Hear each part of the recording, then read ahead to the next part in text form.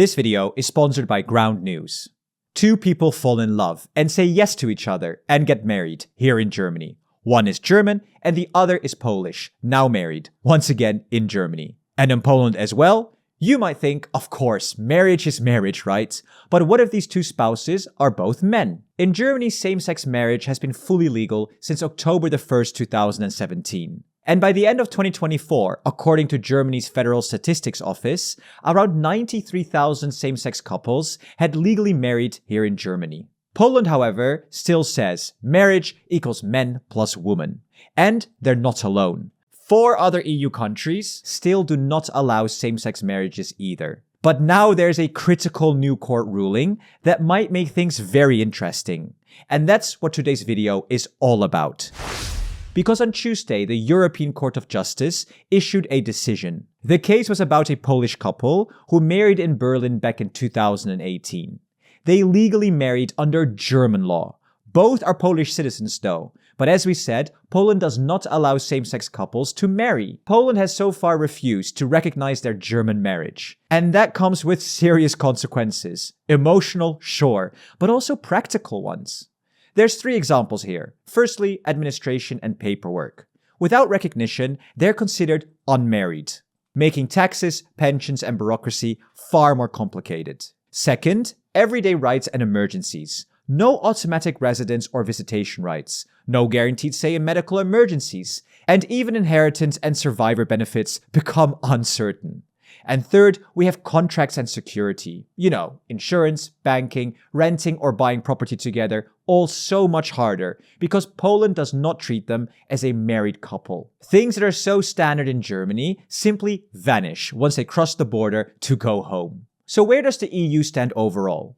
Same-sex marriage is fully legal in 14 countries. In 6, including Italy, there are civil partnership models instead. These give couples many of the same day-to-day rights as marriage: hospital visitation, inheritance, shared property arrangements, and so on. But it's really not quite the same as marriage. In Italy, for example, civil unions exist specifically for same-sex couples, while marriage is still defined as between a man and a woman. Adoption rights are limited, and terms like spouse aren't used in law. And symbolically, the word marriage carries a status and social recognition that civil partnership simply does not. And in 5 countries, including Poland, same-sex marriage is simply not possible. Now, the European Court of Justice ruling changes something very important. Poland must recognize same-sex marriages legally performed elsewhere in the EU. But, and this part is crucial, Poland is not required to allow same-sex marriages on its own territory. So, recognition, yes. Legalization at home, no. What's fascinating is how sharply this ruling exposes attention, and how differently media outlets frame the exact same decision. Left-leaning media emphasize that the court found Poland wrong for refusing recognition, highlighting discrimination and unequal treatment. Right-leaning outlets frame it more technically. The ruling overrides national law only on recognition. 2 narratives, same judgment, and very different framing. And that difference, not from politicians, but from news reporting itself, is exactly where Ground News becomes so useful.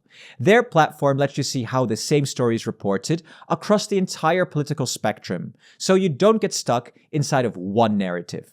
You can even view bias distribution, and in this case, far more left-leaning outlets covered the ruling compared to right-leaning ones.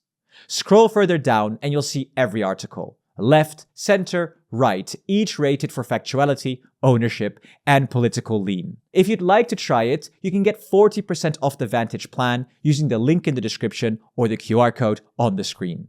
Alright, let's get back into the video. Let's dig into this new ruling a little deeper. The legal basis relies primarily on 2 pillars. First, the Free Movement Directive. This directive sets the rules for how EU citizens may live and work across borders. Freedom of movement. The ECJ ruled that the term spouse includes same-sex spouses if the marriage is legally valid in another EU state. In other words, if you marry legally in one EU country, you cannot lose those rights when you cross into another. And second, the EU Charter of Fundamental Rights. This protects core rights. including private and family life. And denying recognition can be discriminating if it restricts EU citizens exercising free movement. Again, in simple terms, no one should lose EU rights because of who they are married to. And this isn't even the first time the ECJ has stepped in. Back in 2021, there was the high-profile Spanish two mothers case. A child was born in Spain and registered with two mothers as legal parents. But when the family moved to Bulgaria, the authorities refused to recognize the birth certificate. The ECJ disagreed, saying this obstructed free movement. Families cannot be separated by borders because a member state refuses to acknowledge them. Back to the current case in Poland and how they are reacting. Prime Minister Donald Tusk campaigned on introducing civil partnerships for same-sex couples. But so far, it only exists as a draft law. Nothing has passed. And this is because political resistance remains super strong. The new president, Karol Nawrocki, rejects the bill, arguing it creates an alternative to marriage. He says he would only approve a version that grants limited rights, something far from equal to marriage. And of course, Tusk's government calls the ECJ ruling a step forward. But they're under a lot of pressure now. The rule is binding, and they must find a way to implement it. And ultimately, it needs the president's signature, which seems super unlikely, given that Nawrocki, a right-wing populist, firmly opposes it. This is what I think. I can't believe we're still discussing something as simple as same-sex marriage in the 21st century. I mean, I'm from the Netherlands, and we have had a liberal approach to this issue for decades, and I absolutely love it. I mean, we're talking about love here, about commitment, about family, beautiful values that two human beings could have between each other. Why are we so concerned about who it is with? That is really none of our business, and people should be free to what they do. And that's also why I like the ECJ ruling, because it strikes such a delicate balance. First, it's great for those 30,000 to 40,000 Poles that married abroad that can now move across borders back to Poland and have the same rights in their own country. And second, this ruling does not force countries like Poland or the other Eastern countries in Europe to change their marriage laws. And for me, this really matters, because if Brussels dictated family laws, we would again create a divide within Europe. One side going very pro-EU and the other side going very anti-EU. And this culture war is the last thing Europe needs right now. Because ultimately the goal shouldn't be who is right, but that we can coexist with dignity in a diverse union.